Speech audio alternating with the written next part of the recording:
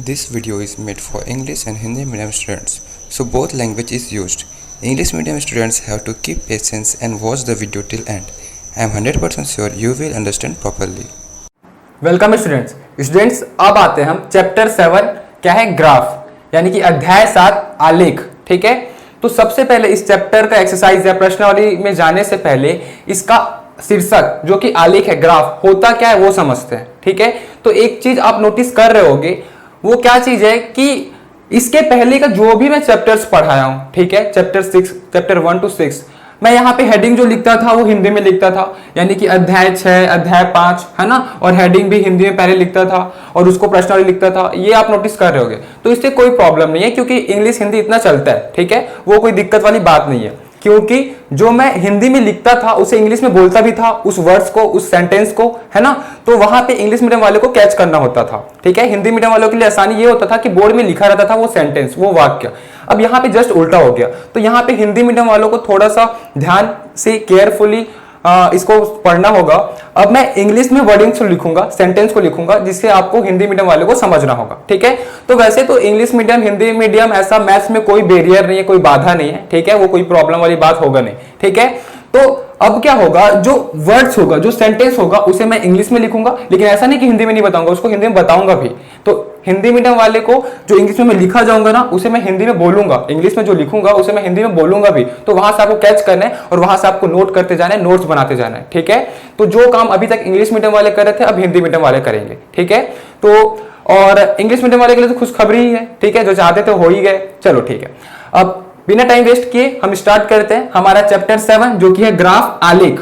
ठीक है, तो जैसा कि आपको समझ में आ रहा होगा, ग्राफ पहले भी सुने होंगे ग्राफ क्या होता है। ठीक है, ग्राफ से आप लोगों को कुछ समझ आ रहा होगा कि कुछ ऐसा होता है, ये एक्स अक्ष यानी कि एक्स एक्सिस, वाई अक्ष, और कुछ ऐसा पॉइंट हुआ रहता था, ऐसा लाइन कर्व ऐसा कुछ बनता था। ठीक है, ये कुछ समझ में आ रहा होगा, बिल्कुल सही है, इसी को ग्राफ बोलते हैं। लेकिन इसका सिस्टमेटिक ढंग क्या होता है, किसे ग्राफ बोलते हैं। ठीक है, ग्राफ ऐसा दिखता तो है, लेकिन ऐसा क्या प्रॉपर्टी होता है इसमें, ठीक है, वो देखेंगे। तो देखो, प्रॉपर्टी ग्राफ यानी कि आलेख, ये दो या दो से अधिक चीज को कंपेयर करने का काम आता है। ठीक है, कंपेयर यानी कि तुलना। ठीक है, दो या दो से अधिक चीज है, उसे हम तुलना करते हैं। ठीक है, उस क्वांटिटी को, जैसे कि एग्जांपल लेते हैं, बेस्ट एग्जांपल लेते हैं, क्रिकेट सभी देखते होंगे। ठीक है, तो क्रिकेट में बीच बीच में ये दिखाया जाता है, ऐसा कुछ ग्राफ दिखाया जाता था जिसमें ओवर और इसमें रन रहता था। ठीक है ना, समझ में आ रहा है, ये क्या है, एक्स अक्ष होता है और ये वाई अक्ष होता है। ठीक है, X axis and Y axis.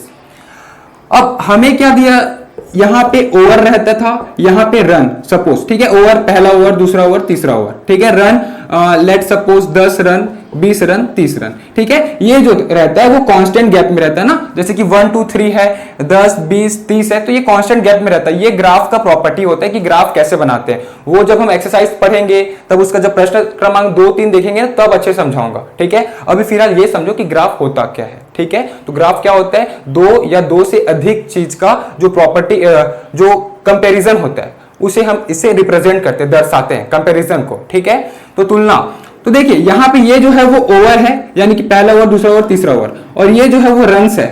ठीक है, तो क्या होता था, ग्राफ कुछ ऐसा होता था कि पहले ओवर में ऐसा 10 रन, दूसरे ओवर में ऐसा 30 रन, ऐसा भी देखे होगे ग्राफ, इसको भी ग्राफ बोलते हैं। या फिर ये कुछ इस ढंग से भी रिप्रेजेंट होता है। ग्राफ बहुत टाइप का होता है। ठीक है, ऐसा भी हो सकता है, और जैसे कि पहला ओवर में 10 रन आया तो यहां पे बिंदु। ठीक है, दूसरा ओवर में लेट सपोज 30 रन आ गया तो दूसरा ओवर में 30 रन, और तीसरा ओवर में सपोज 20 रन आ गया तो हम यहां पे आ जाएगा। ठीक है, तीसरा ओवर में 20 रन, तो ये कुछ ऐसा कर्व बना है। ठीक है, यानी कि ओवर और रन के बीच का संबंध जो ग्राफिकल रिप्रेजेंटेशन हो रहा है, आलेख से जो दर्शाया जा रहा है, वो कुछ ऐसा कर्व बन रहा है। ठीक है, ऐसा कुछ ग्राफ दिखेगा। ठीक है, तो समझ में आ गया ना कि ग्राफ किसे बोलते हैं, आलेख किसे बोलते हैं, दो या दो से अधिक चीज को, क्वांटिटी को कंपेयर करते हैं, तुलना करते हैं। जैसे कि ओवर के साथ साथ रन, अगर कोई एक चीज बढ़ रहा है तो उसके सापेक्ष में दूसरा चीज बढ़ेगा या फिर घटेगा। ठीक है, उस चीज का तुलना, उस चीज का कंपैरिजन को हम ग्राफ के मदद से समझते हैं। ठीक है, तो समझ में आ गया होगा कि ग्राफ किसे बोलते हैं। अब हम आते हैं प्रश्नावली 1 में, यानी कि एक्सरसाइज 1। वहां हम जब क्वेश्चंस करेंगे तो बहुत अच्छे तरीके से समझेंगे स्टूडेंट्स। अब आते हैं एक्सरसाइज 1 पर। तो देखिए प्रश्नावली 1 का पहला क्वेश्चन, क्वेश्चन नंबर 1 क्या दिया हुआ है, मेरे पास हिंदी मीडियम का बुक है तो मैं क्वेश्चन हिंदी में पढ़ रहा हूँ, कोई दिक्कत नहीं है। जब सॉल्यूशन देखेंगे तब दोनों में देखेंगे, हिंदी में भी इंग्लिश में भी, ठीक है। देखिए क्या दिया हुआ है, नीचे दिए गए दो आलेखों को देखकर बताइए कि क्या आलेख ए सरल रेखा तथा आलेख बी वक्र रेखा के रूप में है। आलेख ए से क्या निष्कर्ष निकाले जा सकते हैं।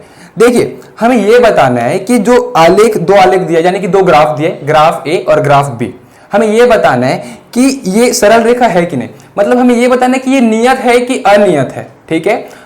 इंग्लिश में इसे क्या बोलते हैं एग्जैक्ट मुझे याद नहीं आ रहा है, लेकिन हिंदी में उसे नियत और अनियत बोलते हैं। तो नियत यानी कि जिसका जो पॉइंट ना, जो ग्राफ में जो पॉइंट बनता है वो स्ट्रेट लाइन बने, ठीक है। एक ऐसा रेखा जो सीधा हो, ठीक है। जैसे कि ये ग्राफ है और लेट सपोज ये कुछ पॉइंट है 1 2 और 5 10, तो अगर ये दोनों पॉइंट स्ट्रेट लाइन, ये दोनों को पॉइंट को जब मिला दूंगा ना तो एक स्ट्रेट लाइन बन रहा है ना, इसको नियत बोलते हैं, ठीक है। और अगर ये स्ट्रेट लाइन नहीं बना, सपोज तीसरा पॉइंट और कहीं है, ठीक है, तो तीसरा पॉइंट यहाँ पे है सपोज, तो ये कुछ कर्व बन गया ऐसा, ठीक है, ये कुछ वक्र टाइप बन रहा है, कर्व बन रहा है, ठीक है। तो ये स्ट्रेट लाइन तो नहीं है, ठीक है, स्ट्रेट लाइन नहीं है, सीधा रेखा नहीं है, मतलब ये अनियत है, ठीक है। तो अगर स्ट्रेट लाइन होगा तो वो नियत होगा और स्ट्रेट लाइन नहीं होगा तो अनियत होगा, ठीक है। इंग्लिश मीडियम वाले के लिए मेरे को एग्जैक्ट याद नहीं आ रहा है कि नियत और अनियत को क्या बोलते हैं, उसे आप लोग बुक से देख लेना, जो सॉल्यूशन आया होगा ना इंग्लिश मीडियम के बुक में, वहां पे नियत और अनियत मतलब होगा, ठीक है। तो ठीक है, वो कोई बड़ी दिक्कत वाली बात है नहीं, क्योंकि वो बुक में दिया होगा आंसर कि नियत को क्या बोलते हैं और अनियत को क्या बोलते हैं, ठीक है। तो नियत किसे बोलते हैं, जो ग्राफ स्ट्रेट लाइन बनाता हो, और अनियत जो स्ट्रेट लाइन ना बनाता हो। तो कैसे पता चलेगा कि कौन सा ग्राफ स्ट्रेट लाइन बना रहा है कौन सा नहीं, तो जैसा कि हम पिछले चैप्टर में पढ़े हैं, ठीक है। पिछले चैप्टर में हम क्या पढ़े हैं, ढाल निकालना। ढाल यानी कि क्या होता है, स्लोप, ठीक है, एम, जिसे स्मॉल एम से रिप्रेजेंट करते थे, ठीक है। तो ढाल देखो, जैसे कि पॉइंट ए, पहला पॉइंट, दूसरा पॉइंट, तीसरा पॉइंट, चौथा पॉइंट, ठीक है। तो स्ट्रेट लाइन होने के लिए ना इसका सभी का ढाल बराबर होना चाहिए आपस में, यानी कि इस बिंदु से इस बिंदु तक एक रेखा हो गई, इसका सपोज m1 ढाल है, फिर इस बिंदु से इस बिंदु तक m2, इस बिंदु से इस बिंदु तक m3, ठीक है। तो ये तीनों ढाल अगर बराबर होगा, m1 बराबर m2 बराबर m3, तो वो नियत होगा, वो स्ट्रेट लाइन बनेगा, ठीक है। और अगर तीनों में से कोई सा भी अगर बराबर नहीं आया ना, सपोज ये 2 आ रहा है, ये 2 आ रहा है, ये 4 आ गया, ठीक है, तो बराबर तो नहीं है, क्योंकि ये दो तो ये तो बराबर है, लेकिन ये तीसरा बराबर नहीं है, इसका मतलब वो नियत नहीं होगा, अनियत होगा, ठीक है। तो इंग्लिश मीडियम वाले आंसर से देख लेना कि नियत को क्या बोलते हैं और अनियत को क्या बोलते हैं, ठीक है।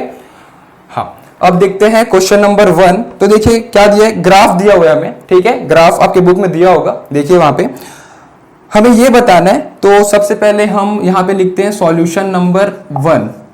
Solution number 1 from graph A, मतलब आलेख ए से, ठीक है। तो from graph A, Hindi medium वाले इसको क्या लिखना है, आलेख ए से, ठीक है। क्या दिख रहा है कि बहुत सारा पॉइंट दिख रहा है। पहला पॉइंट देखो, नीचे से देखते हैं, 1,2 है, फिर दूसरा क्या है 2,4, तीसरा 3,6, ऐसा बहुत सारा बिंदु है। तो हम क्या करेंगे, ये नियत है कि अनियत है ये बताना है हमें, ठीक है।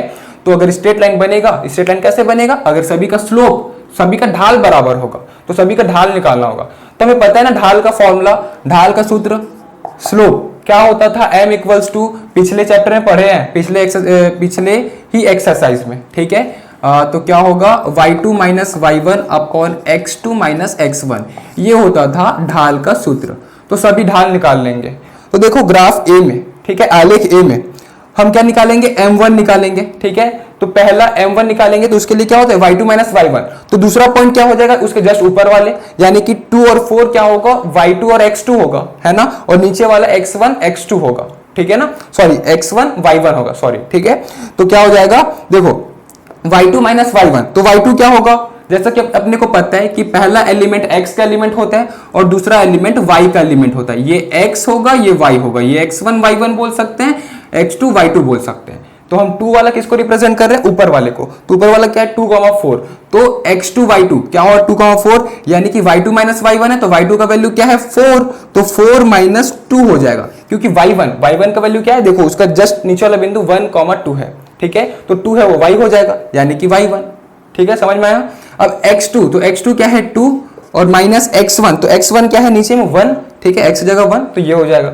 अब चेक करते हैं इसको क्या आता है, तो 4 माइनस 2 क्या हो जाएगा 2 हो जाएगा, 2 माइनस 1 क्या हो जाएगा 1, यानी कि 2/1 जिसे हम 2 बोल सकते हैं। तो m1 क्या आ गया 2, ठीक है। तो पहला बिंदु से लेके दूसरा बिंदु तक तो जो ढाल है, जो स्लोप है वो 2 है, ये तो पता चल गया। तो बाकी भी 2 होना चाहिए और ये होगा भी, क्योंकि हमें ग्राफ से दिख रहा है कि एक स्ट्रेट लाइन बन रहा है, ठीक है, एक सीधा रेखा बन रही है, इसका मतलब ये नियत होगा ही, लेकिन इसे हमें मैथमेटिकली रिप्रेजेंट करना होगा, ठीक है।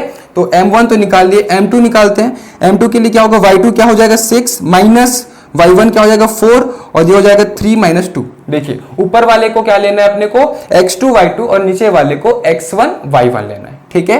तो क्या हो जाएगा 6 माइनस 4, ये हो जाएगा 2, 3 माइनस 2 क्या हो जाएगा 1, ये भी 2 आ गया, दोनों इक्वल हो गए, ठीक है। बाकी भी तो इक्वल होना चाहिए, तो बाकी भी चेक कर लेते हैं। m3 निकालते हैं, क्या हो जाएगा 8 माइनस 6 अपॉन 4 माइनस 3, तो ये हो जाएगा 2 अपॉन 1, ये भी इक्वल आ गया, ठीक है। अब एक लास्ट बिंदु बच गया, ठीक है, जो होगा m4 क्या है 5, 10 है ना, तो y2 हो जाएगा 10 माइनस 8 अपॉन ये हो जाएगा 5 माइनस 4, ये हो जाएगा 2 अपॉन 1। तो अगर हम देखें तो तीनों का जो ढाल है, सॉरी चारों का जो ढाल है वो 2 ही आ रहा है, 2 अपॉन 1 यानी कि 2, ठीक है। तो हम यहाँ पे क्या लिखेंगे, देखो कंक्लूजन क्या लिखेंगे, अतः, या फिर हम लिख सकते हैं हेंस, ठीक है। तो हेंस अतः m1 is equals to m2 is equals to m3 is equals to m4, चारों का जो ढाल है, जो स्लोप है वो बराबर है, ठीक है। तो हम क्या लिखेंगे, अतः नियत है, ठीक है, अतः नियत है, ठीक है। और नियत को इंग्लिश में जो भी बोलते होंगे आप अपने बुक से देख लेना आंसर, वहां से हम क्या करेंगे देयरफॉर वो नियत है करके हम उसको इंग्लिश में लिख लेंगे, ठीक है।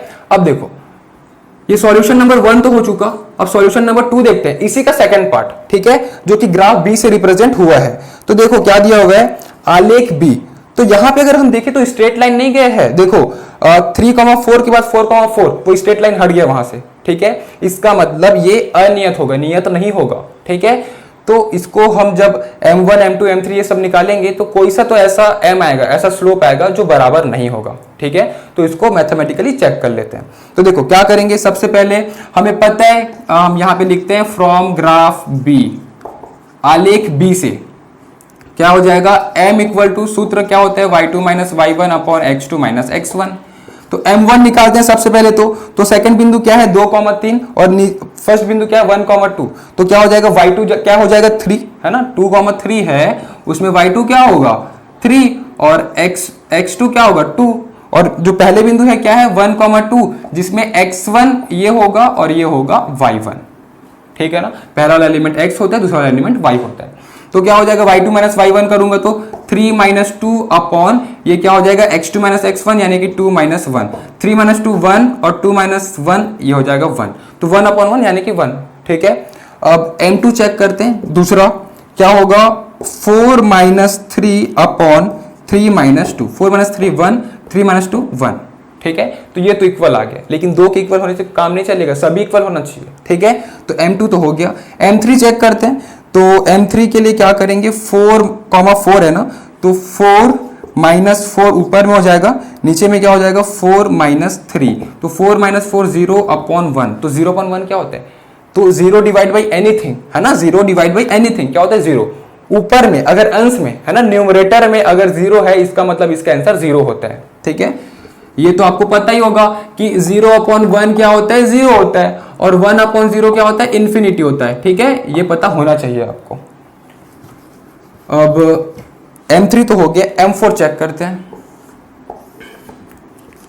तो m4 चेक करते हैं, क्या होगा 5 माइनस 4 अपॉन 5 माइनस 4, ये हो जाएगा 1 अपॉन 1, ठीक है, समझ में आ गया।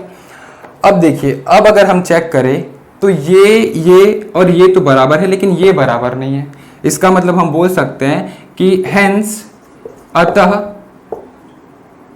m1 बराबर है m2 के, बट बराबर नहीं है m3 के, और बराबर है m4 के, हम ये बोल सकते हैं, ठीक है।